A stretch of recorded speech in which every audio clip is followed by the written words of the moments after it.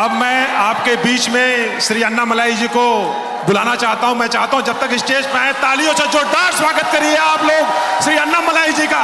जोरदार तालियां बजनी चाहिए साथियों आप सबके अन्नामलाई जी का।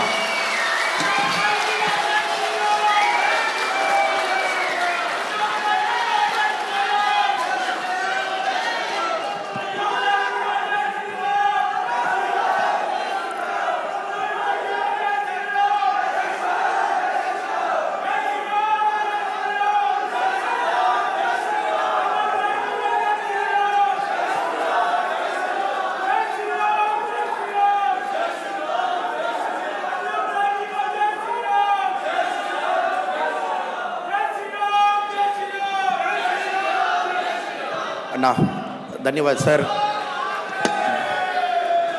मित्र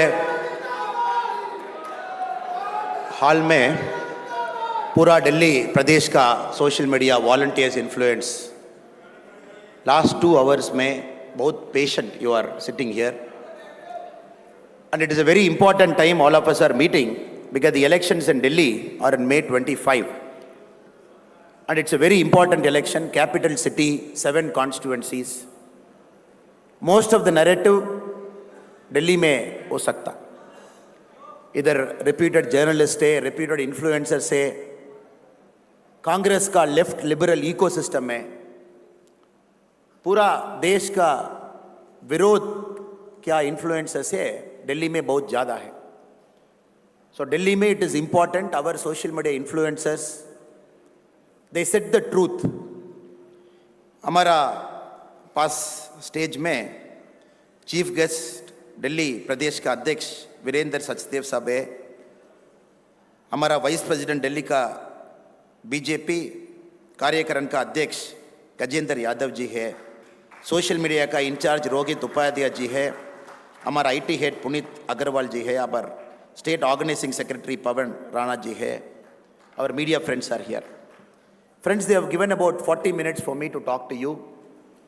I'll take about 3 parts I would like to discuss with you. I never believe in the word called narrative. There is a difference between narrative and truth. BJP ka social media ka volunteers, we are on the side of truth. We are never on the side of narrative.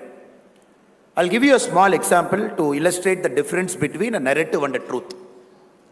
We all know Congress party is declining. Just yesterday I was seeing in television channel, the previous Congress Delhi ka state president has joined BJP yesterday in the presence of our state president. So we all have seen. Across India we know Congress party is on a decline, possibly in 2024. June 4 when the counting happens, Congress party will come down to less than 50 member of parliament in the Lok Sabha. It will happen. But Congress ka ecosystem jinda hai. Whatever ecosystem has protected the Congress party over the last 50 years, that ecosystem is still intact. Our job as social media volunteers and people in the social media is to dismantle the Congress ka ecosystem, which is functioning more than the Congress party. So first 10 minutes, I'll take some examples to illustrate the difference between a narrative and a truth. There was a news article in a newspaper. 33% of girl students in a college have married their own professors. This is the news article. 33% of girl students in a college have married their own professors. Immediately the ecosystem will say, what is happening in our country? 33% girl students have married their own professors. What is it? We are not getting into the value judgment of right or wrong. Now this is a narration, a narrative, which says 33% girl students have married their professors. But if you look at the truth, that class might have only 3 girl students. And 1 girl student might have married their professor. That is their personal relationship. Nobody is bothered. So 1 girl student marrying their professor, that is the truth. But the narrative is 33% of girl students in a college have married the professor. Our job is to bust this narrative wherever a false narrative gains ground in the country, and using that narrative, they try to make a story out of it. In the last 10 years of Modi ji's rule, whatever good things, great things we have done, We are taking that to the elections in Delhi on May 25. But still the false narrative, the opposition used to do it for a lot of years. And they're using the false narrative even during this election. Now we have to understand, at one point of time, journalism in India, journalists in our country, they were literally considered God. And these journalists had so much access to power, they were even controlling the policy making. They were deciding who should meet the minister. If you observe carefully the Neera Radia tapes of that era, some of our top journalists in our country had unbridled access to power, to some of the top cabinet ministers. They even knew some of the policy decisions even before it happens. And many of the brokers had access to the ministers of UPA 1 and 2 through some of the journalists. So journalists believe they are God. And they were traveling freely with the top leaders. They had access to the Prime Minister. They were traveling in the same airplane along with the Prime Ministers to different parts of the world. Now after Modi ji has taken over our country as Prime Minister from May 30, 2014, there is a difference. And everybody is treated equally. Nobody is given an extra access to the government. Even a journalist has to get information like the same source you and me can get the information. So this has created a cognitive dissonance. There is still a group of journalists belonging to the ecosystem who believe the institutions are collapsing simply because their access to power is cut. So this is why our social media volunteers, people who are sitting in this room, we have a very important role to play, not only during the elections, even before the elections also. Before I get into some of the political aspects which we need to discuss, I'm still on the narration part. Just yesterday, there was a news article from Reporters Without Borders who said the press freedom in India is declining. And we all have read in the paper.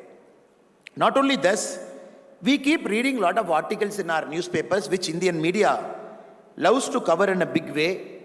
The institutions in our country are collapsing after BJP has taken over, BJP has come to the government. So very often they keep quoting a couple of indexes, press freedom index, the democracy index, to say, oh, in India, democracy is declining. And many newspapers cover it prominently. Again, I'm giving this example as a second example to say how a narrative is set in our country by people who don't want to believe India is progressing. There is this Freedom in World Index, which is covered largely, which talks about the democracy and civil liberty in each of the country. The Freedom in World Index is published by Freedom House based out of New York. India's civil liberty score, if you see, in 2018 was 42. In 2022, it has come down to 33. So now India's overall ranking has come down to 66, which India had during emergency. Emergency time में India का क्या score था, अभी Freedom in World Index has given the same score to us. Northern Cyprus, a country controlled by Turkey, is having a democracy score of 77, that is better than our country. Mongolia, which had a one-party system in 1990 till 1990, is having a score of 84, which according to Freedom in World Index is a free country. Now if you keep looking at it, this is a narrative. Now this will come in the paper, people will read it. But our job as social media volunteers, as influencers, is to dig the truth, to find what is really the truth, so that through our social media handles, through our ecosystem, we publish to the people at large. If you look at the truth of what is happening, this report, Freedom in World Index, which is coming in all the top newspapers, it is produced by a team of in-house staff, analyst, consultant, external analyst. It is not, they don't come to India, they don't meet you and me, they don't take survey in Tamil Nadu, survey in Kerala, survey in Delhi, and then they put out a score. So they have 25 questions which they give to a team of 100 people. They are the staff, analysts, consultant, experts. It is not by any common people of the country. These people fill out these 25 questions. The average answer is taken out. And then from New York, they publish a survey stating oh, India may live, civil liberty score has come down. Not even a single Indian citizen answers the question there, whereby this number is derived. So this is where we should bring out the truth to say, this is all bogus things that keep coming during every election. The next one is the Economist magazine. Economist magazine publishes something called Economist Intelligent Unit Democracy, EIU. Again, if you look at it, it is published by the research and consulting arm of Economist magazine. India was ranked 27th in 2014. India, last available survey, we are ranked 46th in 2021. Our civil liberty score is less than Hong Kong and less than Sri Lanka. Again, if you see, how did the Economist arrive at this number? Economist takes its number from a world value survey. And this world value survey, in which Economist score is based, after 2012, they have stopped reaching out to people to take survey. Again, this is based on expert opinion. After 2012, they never come to a ground. They never ask people what it is happening. Again, the world value survey, a group of people sit down, they mark their score. Friends, the reason I'm starting with this example is, we should understand a narrative is a very, very powerful component in social media. So our job is to go beyond narration.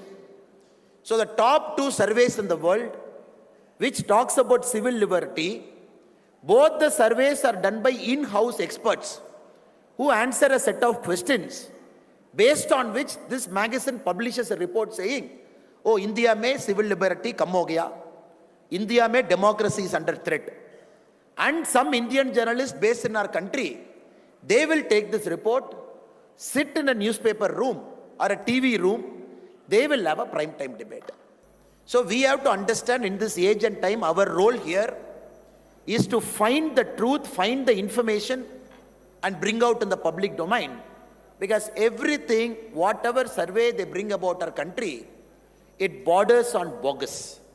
There is nothing called reality to it. So we have to understand that is how 2024 elections is also being conducted. We have completed 2 phases of our election. Phase 1, 102 seats. Phase 2, closer to 88 seats. 190 seats in our country has finished elections. We have 5 more phases to go, including Delhi, which is on May 25. If you look at the issue that is being discussed, Congress party, Pura South mein, they are trying to set a narrative. Do you know why Modi ji wants 400? Because Modi ji wants to destroy the constitution. Modi ji wants to take away the rights of people. That is why he wants 400. Now, if you look back at history, in social media, if you look back at any party which has destroyed India's constitution over the last 50 odd years, it is Congress party. 1952, they came to power. 1957, they came to power. 60s, 66, 71, 76, 84, 89 was an outside government, 91, 2004, 2009. This many times Congress was sitting in power. If you look at number of times, the Congress prime ministers who dismantled the constitution at different time. Madam Indira Gandhi, she used Article 356 to dismiss governments 51 times. The whole Congress party used Article 356 91 times. India, different governments have used Article 356 slightly more than 100 times. But Congress party alone used it 91 times. Indira Gandhi ji alone used it 51 times. And only in the Congress period, the constitution was suspended. Basic civil liberty was curtailed. Anybody was arrested, thrown into jail, no questions asked.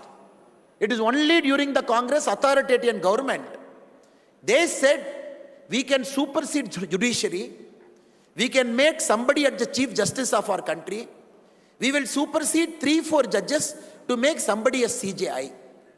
Now the same Congress is complaining that our party, Bharatiya Janata Party, when we come to power with a larger mandate, constitution is under threat.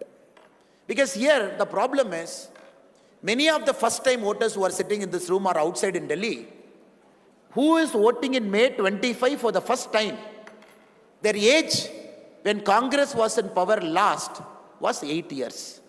2014, when somebody was born and 8 years, today they are 18, they are putting their first vote.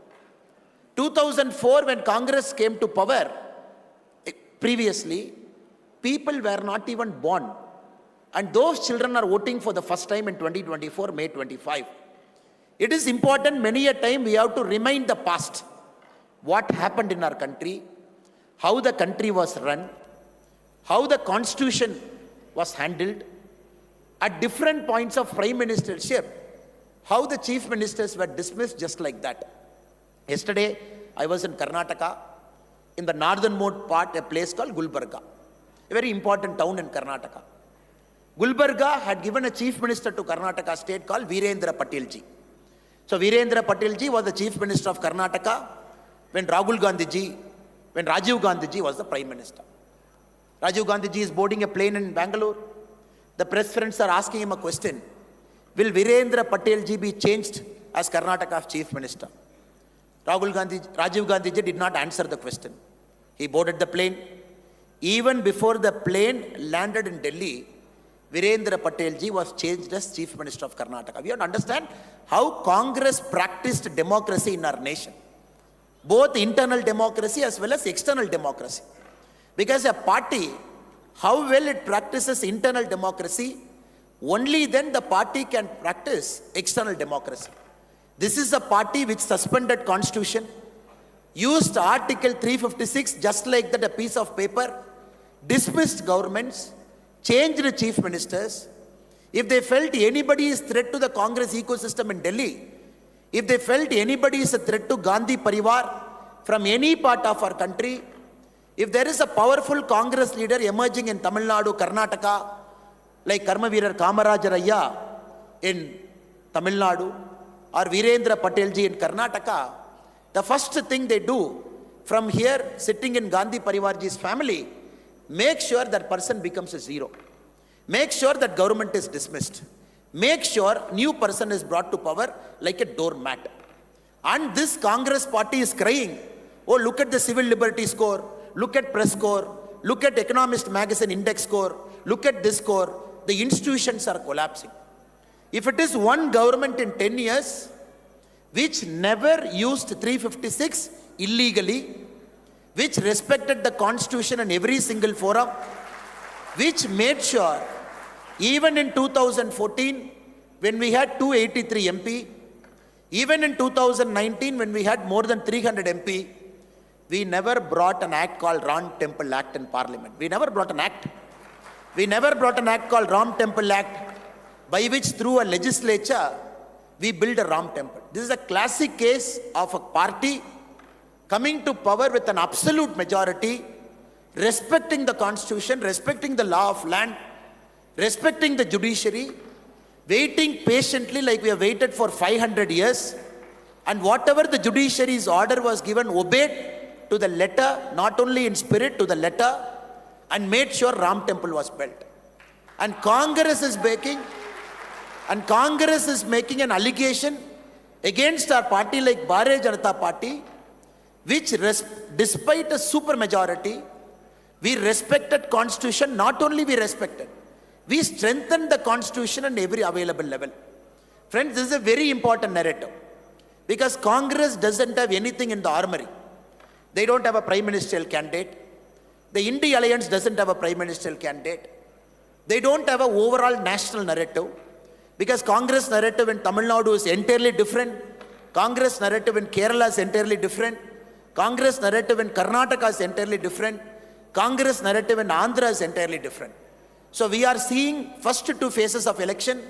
We are seeing across the southern states, India Alliance, one narrative in one state is different from one narrative in the other state. We have to understand, since they don't have a narrative, they are running this national election like a local election, like a regional election.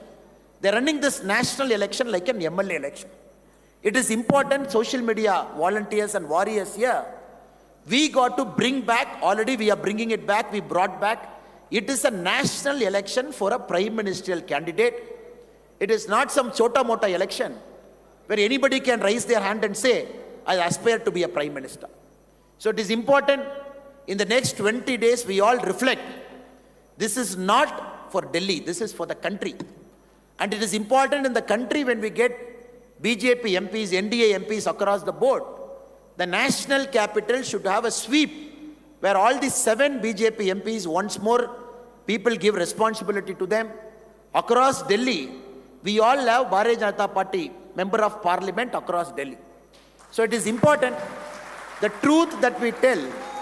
It is important the truth that we tell is it's a national election. It is not a narrative-less election.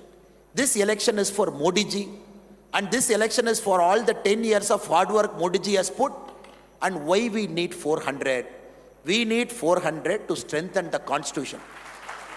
Brothers and sisters, there is one more narrative Congress is running. Oh, why LPG cylinder is not given for 100 rupee? Why petrol is not given for 10 rupee? Why diesel is not given for 5 rupee? If you look at the manifestos of political parties in southern part of our country, DMK in its manifesto said, when we come to power, we will give LPG at 500 rupee. When we come to power, we will give petrol at 50 rupee. When we come to power, we will give diesel at 65 rupee. This is the manifesto which they were talking. So please vote for us, not for national security, not for anything else, not for economic growth, but we will reduce LPG, petrol and diesel price for you. Now we have to understand one thing. If you look at Congress party, or if you look at the political parties which are giving that manifesto, every election they keep saying this. Mr. P. Chidambaram, who was our finance minister during the Congress time, was an expert in lie. If there is a liar and chief of Congress, the title should be given to Mr. P. Chidambaram, who was our finance minister. Because he brought in a system where they said, oh, 2013-14 we will reduce petrol price. And not only will we reduce petrol price, we will artificially bring it down. How did they do it? First time in our country, Mr. P. Chidambaram issued something called petrol bond, gas bond. They issued bond to the public. They said, you please pay, get this bond. We will redeem the bond after 10 years. And using that money, we will reduce petrol and diesel price. If you look at the data, the petrol bond that UPA2 issued to artificially reduce the petrol and LPG price by issuing bond. If you look at the date of redemption, a government of India has to redeem a bond, 7/3/2015, which means the first bond got redeemed, the government of India will pay money. 23/3/2015, second bond, we will pay money. Now I am reading the data for you, kindly listen. The bonds that UPA2 issued, by which they got money, by which they were able to artificially bring down petrol diesel price just for election, 16/10/2021 redemption, 28/11/2021, 10/11/2023, 12/2/2024, 15/9/2024, 4/2/2026, 23/3/2026. See? They have issued a bond, petrol bond, saying 15 years later, some government will come and redeem the bond. Some government will pay 1,34,000 crore, which we have mobilized by that bond.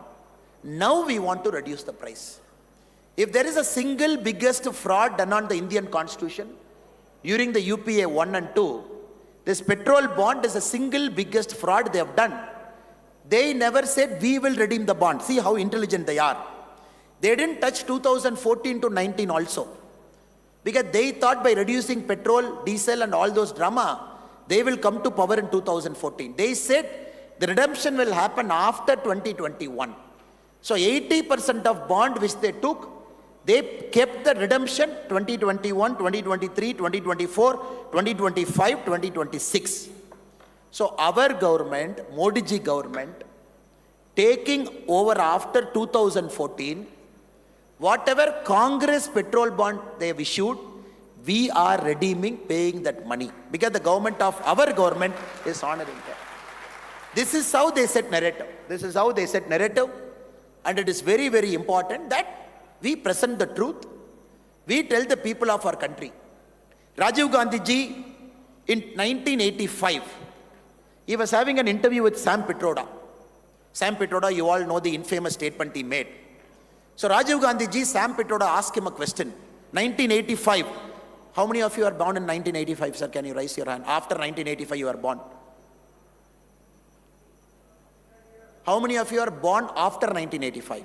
After 1985, my age is less than 38. Okay. Sam Pitroda is asking Rajiv Gandhi ji in 1985, when will Indian public get drinking water to their home by pipe? Rajiv Gandhi ji answers, in 5 years, I will make sure every citizen in our country will get drinking water by pipe into their home. Many of you might not believe this. Oh, 1985, that Rahul Gandhi ji actually said it. So I am going to play a video for you. You can just hear the audio. What Rajiv Gandhi ji said in 1985.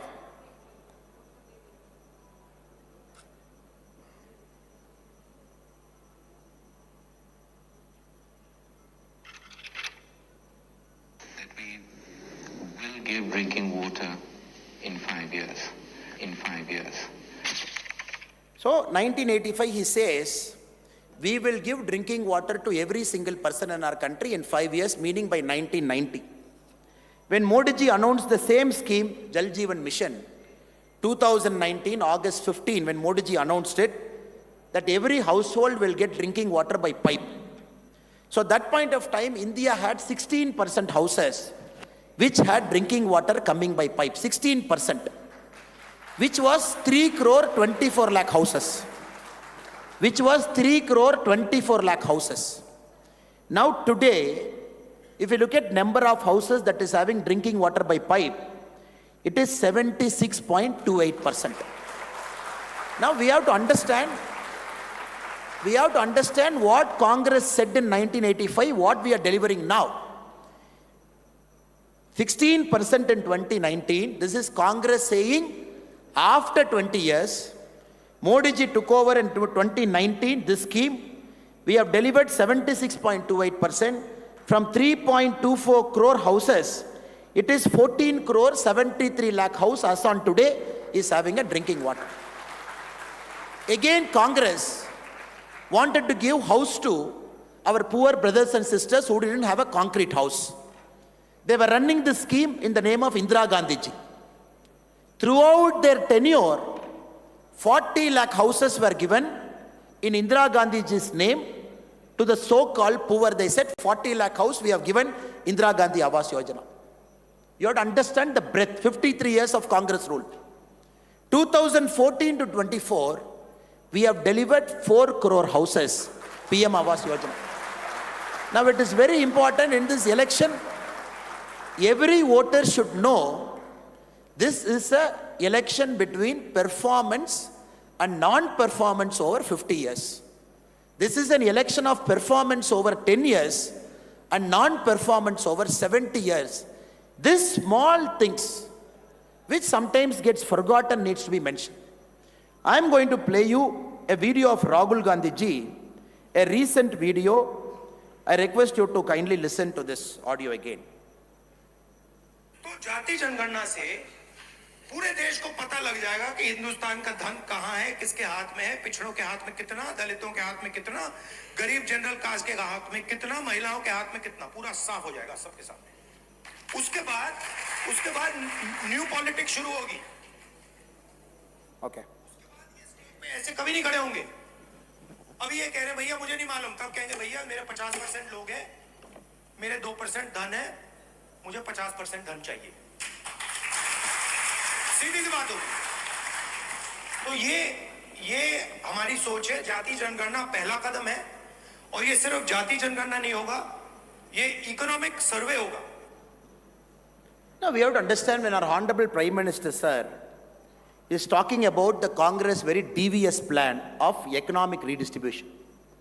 It is important, social media, our warriors who are here, it is important that we dig into it. After Prime Minister sir has spoken about the devious plan of Congress, it is important that we take this message to every single household. J.R.D. Tata was a close friend of Pandit Jawaharlal Nehru ji. After our independence, first government J.R.D. Tata ji was having a conversation with Pandit Jawaharlal Nehru ji, our first Prime Minister. In one of the conversation, J.R.D. Tata was mentioning, Nehru ji, हमारा public sector unit में थोड़ा सा profit होना पड़ेगा. The PSU should generate profit. It cannot be loss making in its life.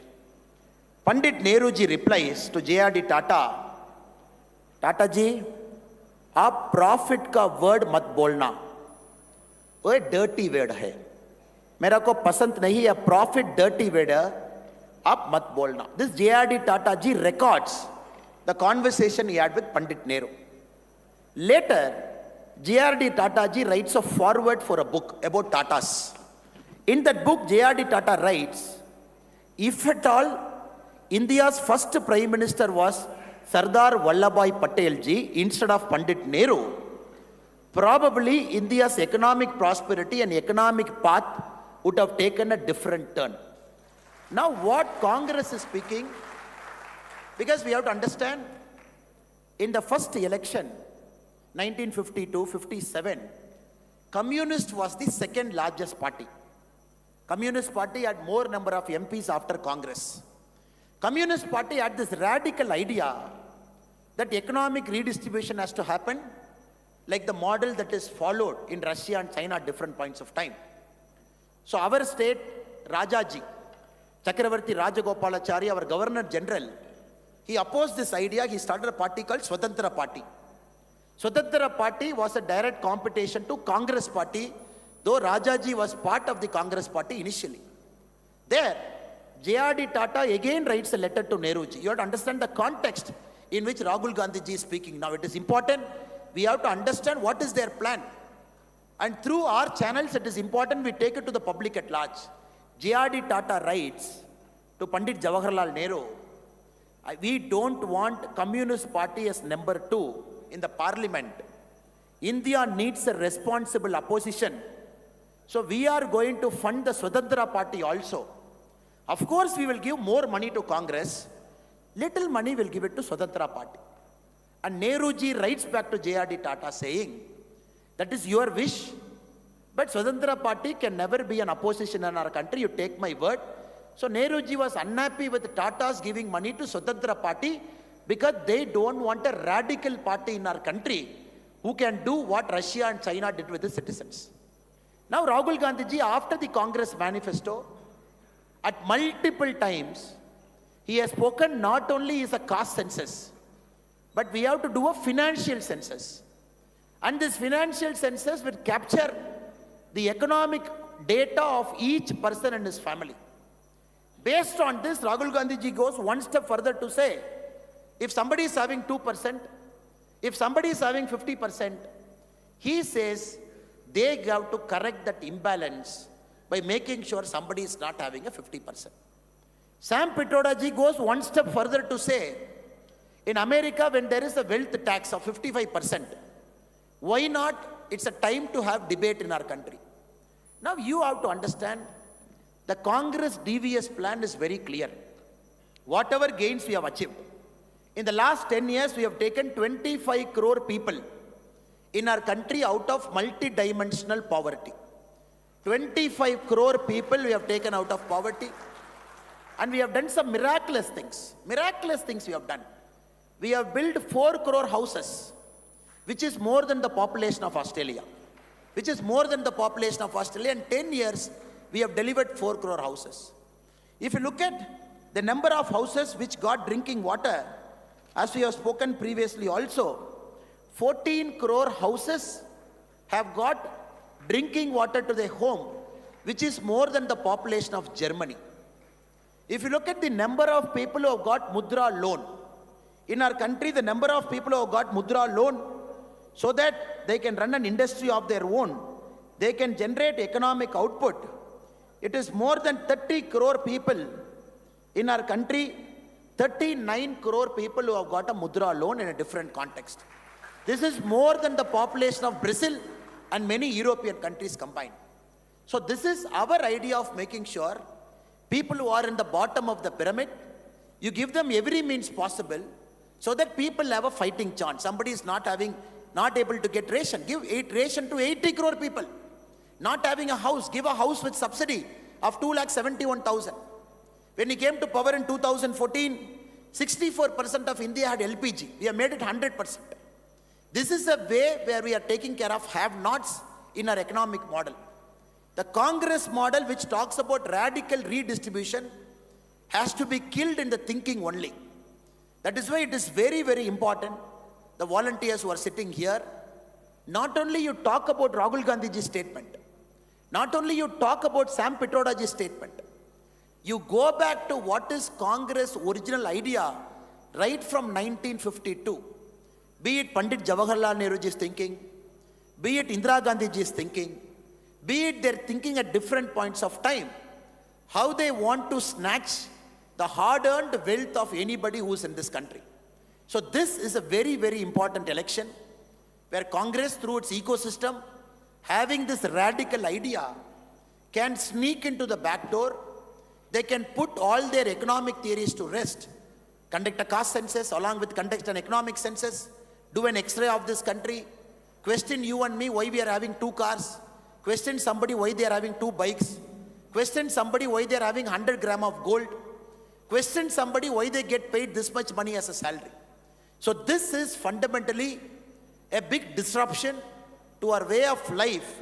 Congress is planning. That is why it is equally important, people who are sitting here, we dig through the Congress design, talk about it so that it becomes a choice where any voter before going to the polling station will look at this choice, they will vote. So my humble request to all our social media warriors who are here, there is a narrative which they might set. It is important we set out the truth. And our truth becomes a positive narrative over a point of time. So that we tell the people of our country that we are here. When P. Chidambaram ji in his last speech as a Union Finance Minister, he said, in 2044, we will become the world's 3rd largest economy. He said 2044, we will become the world's largest economy. Because we all know, when Congress came to power in 2004, we were the world's 11th largest economy. When Congress left power, we were the 10th largest economy. It took 10 years for them to climb 1 spot from 11 to 10. For us, it took 10 years to climb from 10 to 5. This is very important. The people of our country can have to understand. The Congress thinking is to make India the 3rd largest economy in 2044, which Modi ji is going to do it in 2027. Meaning we are saying 17 years of how Congress was thinking. That is why, ladies and gentlemen, it is very important, all the social media warriors who are sitting here, we got to convince the people of our country that our model has delivered. Our model is not incremental, it is leapfrogging. We are not adding one to it. Whatever the country was in 2014, we have doubled. Airport 74, we have taken it to 151. Number of universities, we have doubled. Number of medical seats, we have doubled. We have increased the pace of building national highway 3 times. If you look at any data, our country, we have doubled, tripled any indicator over the last 10 years. So people have to understand that Modi ji is going to double this in the next 5 years. 2027 will become the 3rd largest economy. 2047, the goal. That is the importance of Viksit Bharat. When Modi ji is talking about Viksit Bharat, it is important in social media, we add strength to that Viksit Bharat argument. We add data to it. We add strength to that argument to say, yes, where the country was, where the country is now, where the country is going to be in 2030, 2045, and where Modi ji is going to take.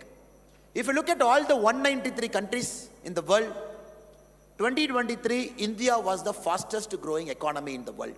We were the fastest growing. Now, that is not important for us. International Monetary Fund says, in the next 20 years, India has got all the potential to average out and grow faster than any other country in the world. That is important to us. And this did not happen overnight. This happened by building systems. In the last 10 years, we have built systems. We have made sure the system is performing. And we are making sure this system is going to deliver results. You just look, sir. Yesterday, The GST data collection data has come in our country. I'm going to read out some of the data for your information. The GST, what each state is contributing. Now, if you look at the data, Haryana, a state like Haryana, where BJP is in power, in 2023 April, we are taking April as a month, Haryana contributed 10,035 crore. 1 year later, 2024 April, Haryana is contributing 12,169 crore, which is an increase of 21%. If you look at Uttar Pradesh, where we are in power, where you build a model, 2023 April, we have contributed 10,320 crore UP. 2024 April, UP has contributed 12,290 crore, which is an increase of 19% in 1 year. If you look at Maharashtra, which is India's largest economic state, 2023 April, 33,000 crore. 2024 April, 37,000 crore, which is 13%. If you look at the state in which I come from, Tamil Nadu, 2023 April, Tamil Nadu, we contributed 11,500 crore. 2024 April, we are contributing 12,000 crore, which is an increase of 6%. Now, this is a model that is working. Wherever BJP states are in power, you can look at the data, you can just take out BJP states in power, you can take Congress states in power, you can state Dravidian parties in power. Tamil Nadu is such a great state. For 60 years, Tamil Nadu was India's number 2 in terms of economic output after Maharashtra. Now, Uttar Pradesh has overtaken us 3 months before. Haryana, GST tax collection has almost equaled us. A small state like Haryana, a big state like Tamil Nadu with 8.5 crore population. Though I feel bad as a Tamilian that all states should compete aggressively, there should be a healthy competition among us to say, oh, you did this, I am doing it. Now, Tamil Nadu politicians, Dravidian parties, what they say, no, UP is growing, Haryana is growing because Modi ji is giving good care to those states. Modi ji is not giving good care to Tamil Nadu. This is how the election, MK Stalin ji's narrative. But GST is purely based on consumer spending. In each state, whoever is a person in that state, he is spending. So this data has got nothing related to what government is doing for each state. Haryana is doing 21%. UP is doing 19%. Maharashtra doing 13%. Karnataka, only Congress has come to power 11 months now. If you look at the previous data, 9% when BJP was in power for a long time. Tamil Nadu, 6%. So this is why we have to understand many states, including Tamil Nadu, to hide their inefficiency, they are creating this north-south divide. We have to understand. States which are not generating income, which are very corrupt, which have got parallel sources of power like Tamil Nadu, the chief minister doesn't make decision. His son-in-law and son makes decision. Telangana, for a long time, the chief minister never makes decision. The son-in-law and daughter makes decision. If you look at Telangana now, the Congress CM doesn't make decision. Somebody in Delhi makes a decision. If you look at all the states, including Kerala, which is complaining north-south, if you look at GST data, we know why BJP governing states are performing, why non-BJP states are not performing. This is a very powerful argument to make that our system is working, our model is working. That is why in India also we are seeing a miraculous growth when compared to states that is governed by Congress. Now, other argument they make, especially in South, which is very important in Delhi also, which Aam Aadmi Party keeps making. When Indira Gandhi ji came as Prime Minister, there has to be a formula for devolution of resources. All states contribute money to center gives back money. Article 275 mandates, center should give back money. Article 280 mandates how Finance Commission should function. When Indira Gandhi ji madam was there, they said all the money coming to Delhi, when it is given back to states, 60% weightage is given to population. In 1960, 2060, 50% weightage to population. Now anybody who is complaining, oh, Delhi is taking all the money, it is giving more to BJP state, it is not giving to a state like AAP, which is governing, or Punjab where AAP is governing. Now we have to understand The Article 280, the Finance Commission, the 15th Finance Commission formula is very clear. Income distance 45%. Population 2011 15%, not 60% which Congress brought. Area of a state 15%. Forest cover, ecology 10%. Demographic performance 12.5%. Tax efficiency 2.5%. India, whatever we do it by a formula. And based on that formula, the money goes to each of those states. That was a narrative in phase 1 and phase 2. The political parties were trying to say, no, we are not getting enough money. But BJP ruled states are getting more money. Friends, it is very, very important. So all these overarching themes, be it a LPG, be it a gas price, be it the oil bond, and be it the GST collection, and be it the performance that we have done over the last 10 years, we got to talk with data over the next 10 years till May 15. I am not going to burden you with more data. The reason, brothers and sisters, I am presenting data to you is just to substantiate that as social media warriors, it is important we back argument with research. It is important we bust a narrative with research. When somebody is talking about civil liberty, somebody is talking about press freedom, we bust it with the data. So next 20 days, I only request you, all the 1,000 people inside this hall, you take 5 narrative. Each of you should take 5 narrative. It is not necessary. We all know Modi ji is great.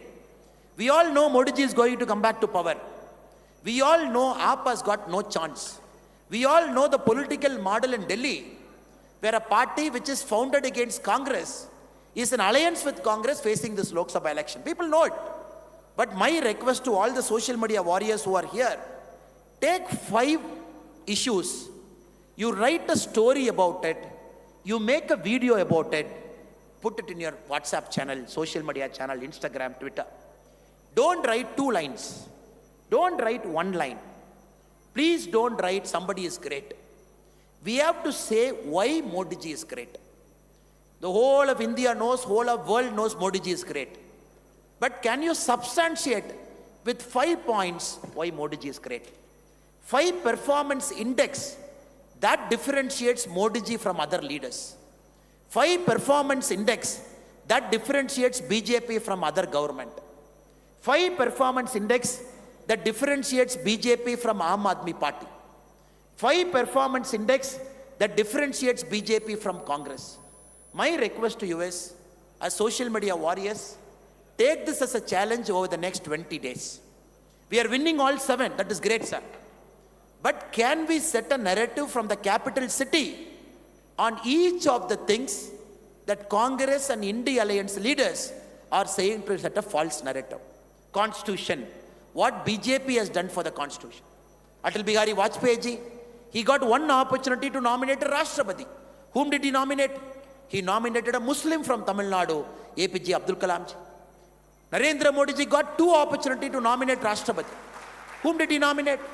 He nominated Ramnath Govind ji, who comes from a SC community, our brother. When Modi ji got the 2nd chance to nominate the Rashtrapati, he nominated Draupadi Murmu ji, who comes from a ST community. This is the respect BJP has given to Constitution. And be it the strengthening of Constitution. Uniform Civil Code. In our manifesto, we are saying we are going to bring it back. Because the Constitution mandates India should have a uniform civil code in the directive principles of state policy. We are saying we are going to bring 1 country, 1 election. The whole of our country, 52, 57, 60, 67, 4 elections, first 4 elections till 1971, our country had 1 country, 1 election only. Till Congress started dismissing state governments, this order got changed. That we are bringing it back. That is part of our manifesto. So any statement that is written in BJP manifesto, we are strengthening Indian Constitution, like how Dr. B.R. Ambedkar ji wanted. But that point of time, some things were put in directive principles of state policy because somebody opposed it. Something was not put in fundamental rights. Something was put in fundamental duty. Something was put in directive principles of state policy saying, when the conditions in our country improve, the government of the time can implement. So this is very, very important. The friends here, You have to make a narrative, make a truth to say why we need 400. We need 400 seats to strengthen the Indian constitution, to actually do what Dr. B.R. Ambedkar ji envisaged in 1947 to 50, before the constitution was presented, by which all these people dismantled a part of our constitution at different points of time. We want 400 to strengthen the constitution.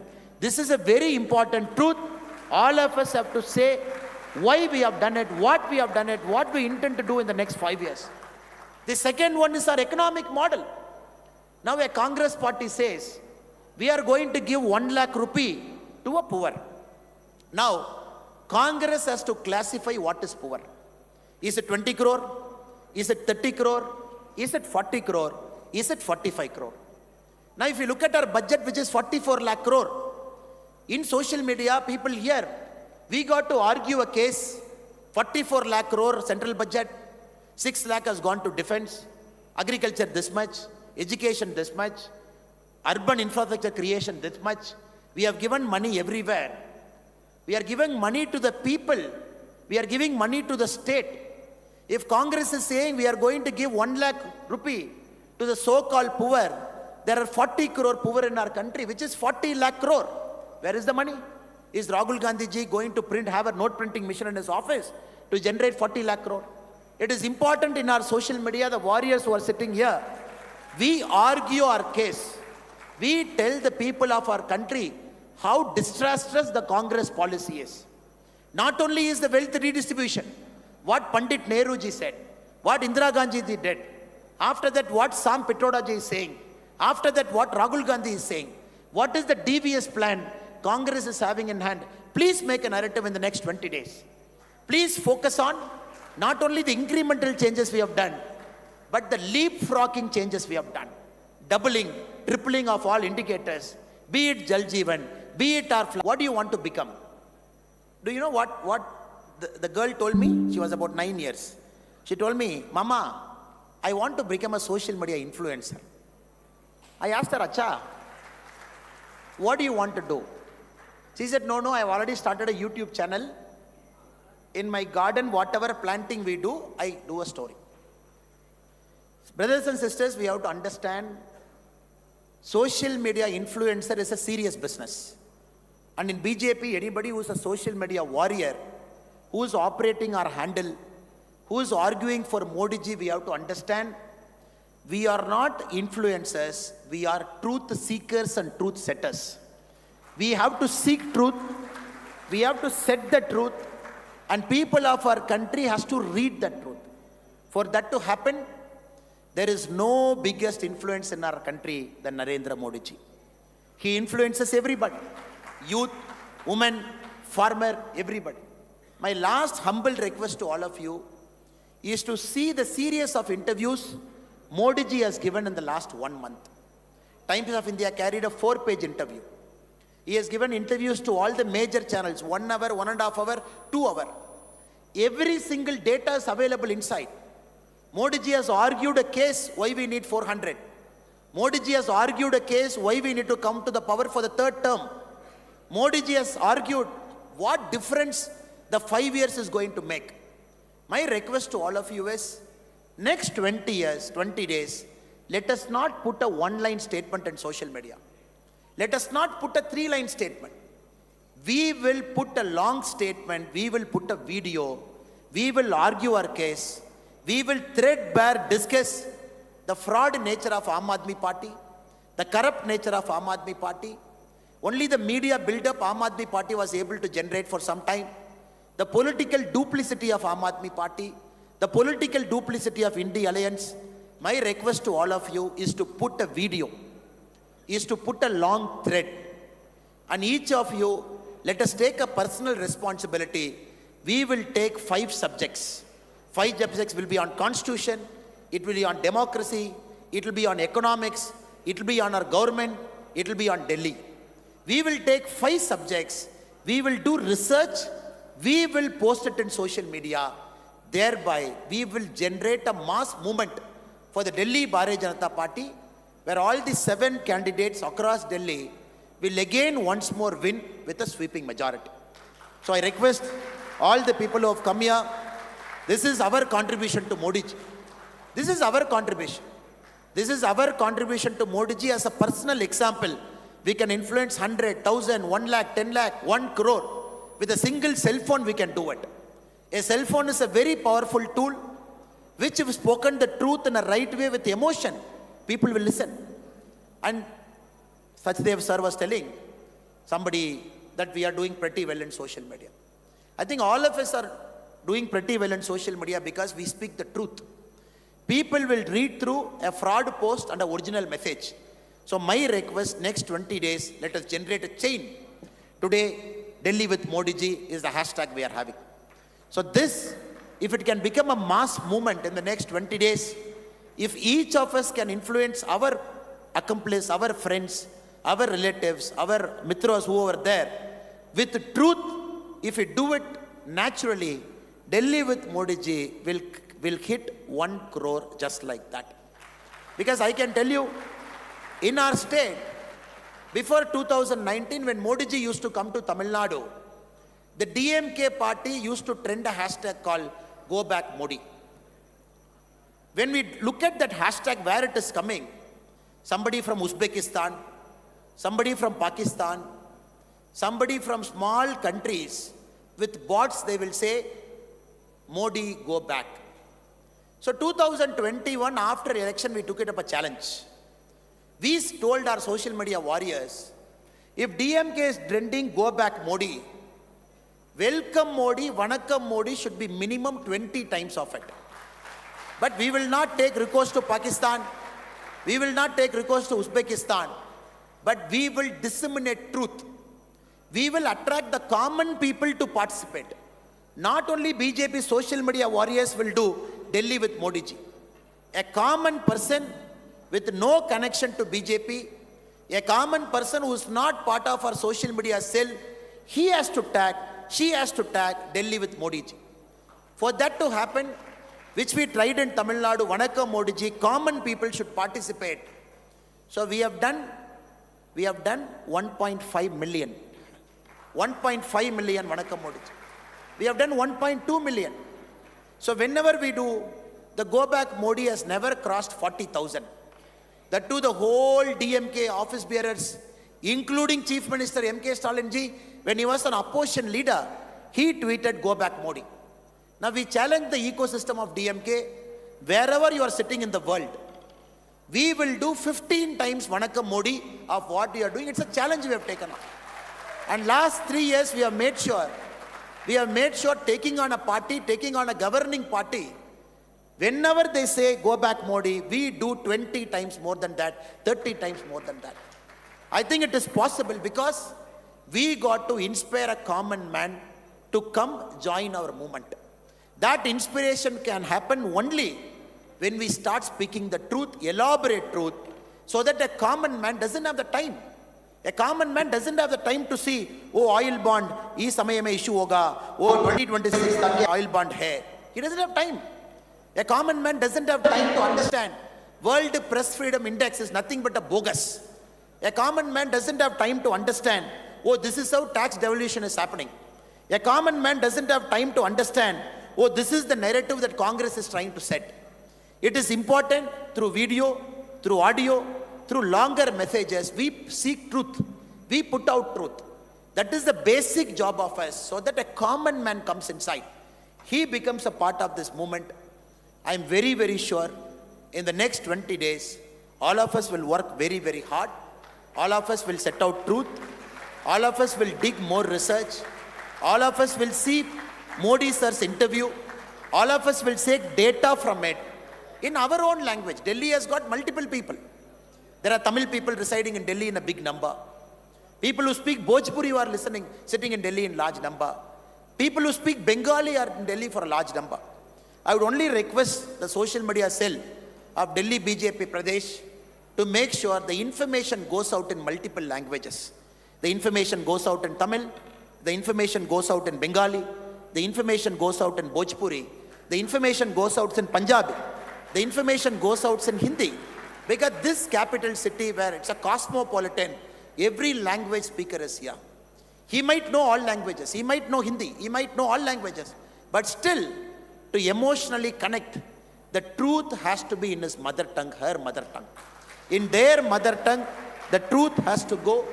I would encourage all people who are assembled here who speak multiple languages, make it a point to tweet in Hindi, make it a point to tweet in English, make it a point to tweet or and put on Instagram in different mother tongues. The Delhi voters can speak. When we do it, I'm 100% sure a mass movement can be created here. 1 crore hashtag we can generate Delhi with Modi ji in the next 20 days. It will be a momentum shifting thing that can happen in Delhi. So I've taken a lot of your time. I once again thank our Pradesh Adhyaksh Virendra Sachdeva ji, who's here and who has given the opportunity for me and others to come and assemble here. We all have come with a lot of enthusiasm. It is a family. All of us are part of Modi Parivar. There is no differentiation among us. Once we take the cell phone, all of us work for Modi ji. There is no difference between us. I request in Delhi, let us make history once more. Even if two partners in crime like Congress and AAP, they join together, still we will defeat them with an even larger margin than 2019.